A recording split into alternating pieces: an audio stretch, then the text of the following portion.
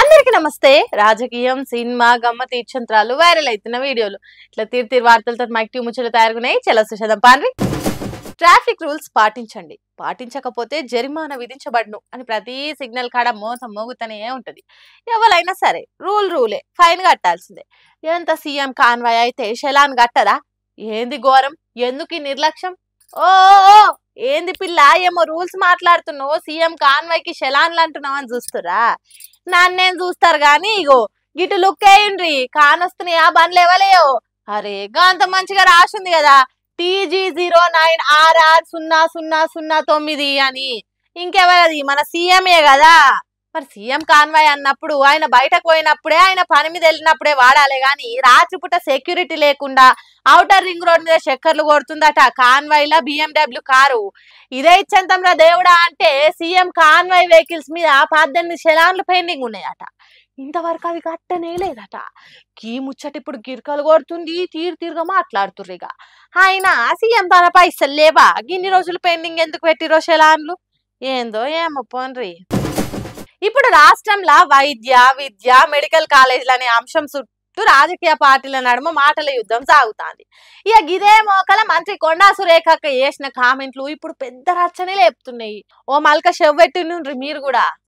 గత ప్రభుత్వం శాంక్షన్ చేసిన ప్రతి ఒక్క మెడికల్ కాలేజ్ కూడా పూర్తి స్థాయిలో మీరు అభివృద్ధి చేస్తే మనకు భవిష్యత్తులో మరి ఈ మన ప్రపంచం ఉన్నంత వరకు కూడా మీ పేరు చిరస్థాయిగా నిలిచిపోయేటువంటి అవకాశం ఉంటుందని కూడా ఈ సందర్భంగా నేను విజ్ఞప్తి చేస్తా ఉన్నాను. ఖాతం ఇక ఈ మాటినంగానే రాజకీయ వర్గాలలో ఓ పెద్ద చర్చనే మొదలైంది. మనం ఉన్న జాగల కొత్తగా చేసిన ఒక మెడికల్ కాలేజ్ కాడ విద్యార్థులు, సిబ్బంది, ప్రజలంతా ఒక్కటే చెప్తున్నారు. అటు అక్కకు కాలేజ్ లెవెల్లా ఫెసిలిటీ పెంచితే రాష్ట్రానికి ఉపయోగమే కాకుండా సీఎం రేవంత్ రెడ్డి గారి పేరు చరిత్రలో నిలిచిపోతుందని మేడం చెవుల తేనె పోసి మరుగుదిరట. అంతేకాదు సురేఖ గారి మాటలల్లా ఇంకొక సూత్రం సుద్ద దాక్కొని ఉన్నదట. గదేందంటే అభివృద్ధి చేసిన మెడికల్ కాలేజీలు ఖాళీ విద్యార్థులకే కాకుండా మొత్తం సమాజానికి లాభం కలిగిస్తాయి. గసొంటి పనులు చేస్తేనే నాయకుల పేరు చరిత్రలో నిలుస్తుంది అన్నట్టు. అంటే అభివృద్ధి రాజకీయం కంటే పెద్దది అన్న సంకేతం ఇచ్చినట్టే కదా. మా ఊరు తాన హాస్పిటల్ లెవెల్ పెంచితే ఇంకా బయట రాష్ట్రాలకు పోవాల్సిన పనే ఉండదు. మెడికల్ కాలేజ్ పెరిగితే ఎకానమీ కూడా ఊర్లో పెరుగుతుందని సురేఖక్క చెప్పుకొచ్చింది. ఓ దిక్కు ఆలోచిస్తే నిజమే గాని గిసోంటి చేస్తేనే రేవంత్ సర్కార్ పేరు చరిత్రలో నిలిచిపోతుంది. చూడుర్రి, రాజకీయ మాటలు వేరే కానీ ప్రజల మాటలు వేరు. వాళ్ళకి కావాల్సింది మంచి దవాఖాన్లు, మంచి మెడికల్ సదుపాయాలు. గిసోంటి అభివృద్ధి పథకాలు చేస్తేనే మన రాష్ట్రం ముందుకు పోతుంది. మంత్రి మేడం నోటి నుంచి గా మాటలు వచ్చినాయి, మంచి ముచ్చటనే. కాకుంటే ఇది ఉత్త మాటల దాకానే ఆగిపోకుండా మేడం కూడా సర్కారు పెద్ద సార్ల దాకా తీసుకుపోయి ఒక మంత్రి హోదాలుండి ఆమె అన్ని అమలు చేపిస్తే అటు పబ్లిక్ అక్కడికి వస్తుంది, ఇటు సర్కారు కూడా మంచి పేరు వస్తుంది. మరి సర్కారు ఈ అవకాశాన్ని ఉపయోగించుకుంటుందా అన్నది చూడాలి. ఇదంతా పక్కకు పెడితే కొండా సురేఖ మాటలతోని మళ్ళా రాబోయే రోజులల్లా ఎంత అగ్గి రాసుకుంటుందో ఏం పాడు. శత్రువులు ఎక్కడో ఉండర్రా, చెల్లెళ్ళు కూతుళ్ళ రూపంలో మన చుట్టే తిరుగుతా ఉంటారు అని త్రివిక్రమ్ చెప్పకనే చెప్పి. మొన్న జగన్, ఇలా కేటీఆర్ గదే పరిశాన్లు ఉన్నారు. ఆ అన్నలకు రక్ష ఉండాల్సిన చెల్లెళ్ళే రాకాశులు లెక్క చందర చేయబట్టిరు. ఇక జగన్ అంటే చూడని అట్టి చేసిండు గాని రాజకీయం అనే సముద్రంలో మునిగి తేలిండు కేసీఆర్. బిడ్డ చెప్తే ఈనకుంటే ఊకుంటాడా? సార్చి 4 తలిగిస్తాడు. అవి అందుకే కవిత ఆటలకు బ్రేక్ కట్టేసిండు. కవిత అలా నాయనకు రాసిన లెటర్ ఎన్నడైతే లీక్ అయిందో ఖాతం ఇక ఆయాల్టి సంది పార్టీ నేతలతోని, సొంత అన్నతోని లోపల కస్సు బుస్సనుంది. మెల్లగా ఛాన్స్ వచ్చినప్పుడల్లా పార్టీ లీడర్లను తిట్టుడు, పార్టీ గురించి తప్పుగా మాట్లాడు. ఇంకా నిన్ననైతే ఏకంగా హరీష్ రావును ముఖం పట్టుకొని కాకపోయినా ఇండైరెక్ట్ గా కాళేశ్వరంలో అవినీతి జరిగింది నీ వల్లనే అని మాట్లాడింది. ఈ ఈడికే ఈమె చేసిన రచ్చ జాలవు చూసుకుంటుంటే ఇంకా పెద్దగా అయ్యి ఇప్పుడిప్పుడే పార్టీ నిలబడుతుంది. ఇంత మళ్ళీ ఏడవాడిపోతుందో అని బిడ్డ అని కూడా ఆలోచన చేయకుండా క్రమశిక్షణ ఉల్లంఘన కింద పార్టీ నుంచి సస్పెండ్ చేసిండు బీఆర్ఎస్ అధినేత కేసీఆర్. ఇప్పుడు కేసీఆర్ తీసుకున్న ఈ నిర్ణయం పార్టీలా రాష్ట్ర పాలిటిక్స్ లా పెద్ద గాలి దుమారమే లేపుతుంది. ఇంకో దిక్కు పార్టీ నేతలు కొంతమంది దొరికిందే ఛాన్స్ అని పార్టీ ఆఫీసులలో పెట్టిన కవిత బ్యానర్లు పీకి వారేసుడు కాదు కదా, కాల్చి బూడిదలేస్తారు. ఇంకొంతమంది కేసీఆర్ తీసుకున్న నిర్ణయానికి మేము సంతోషిస్తున్నాం, ఆయన ఏం చేసినా పార్టీ కోసమే చేస్తాడు అనుకుంటా స్టేట్మెంట్లు ఇస్తారు. కానీ చూసిరా అబ్బా, పార్టీకి నష్టం వస్తుందంటే సొంత బిడ్డను కూడా పీక్ అవతల వారేయనికి కూడా ఇంత ఆలోచన వేయాలంటే కేసీఆర్ పార్టీ అంటే ఎంత పానం ఇస్తాడో కదా. పార్టీ కోసం పానం కన్నా ఎక్కువ ఎంచుకున్న బిడ్డ ఎక్కువ ఏం కాదని నిరూపించిండని మాట్లాడుతుర్రు కారు కడతలంతా. మరి కేసీఆర్ ఆలోచన మీకు ఎట్లా అనిపిస్తుంది? ఇల్లు కట్టి చూడు, పెళ్లి చేసి చూడు అంటారు కదా. లగ్గం అంటే గడి వచ్చినప్పుడు గదే అవుతుంది. కానీ ఇల్లు అంటే ప్రతి బీదోళ్ళ కళ.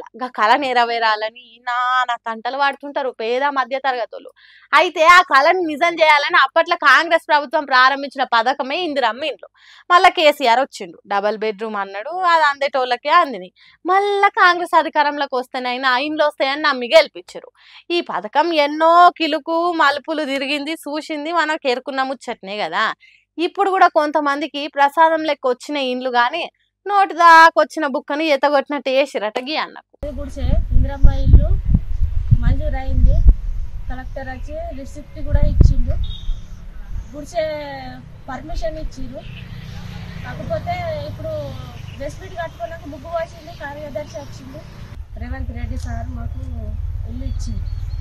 అయితే ఇప్పుడు మీకు పర్మిషన్ ఏమి ఇయ్యమది గుడిసే ఉండే ఇల్లు ఇప్పుడు మీకు పర్మిషన్ ఇయ్యం, గవర్నమెంట్ ఇల్లు అని అంటుంది. అప్పు తెచ్చి డెస్పెట్ కట్టుకున్నావు, ఇప్పుడు బిల్లు ఇవ్వమంటే సతాన్స్కూరు ఎంఆర్ఓ సార్ ఇది గవర్నమెంట్ ల్యాండ్ మీకు ఇయ్యము.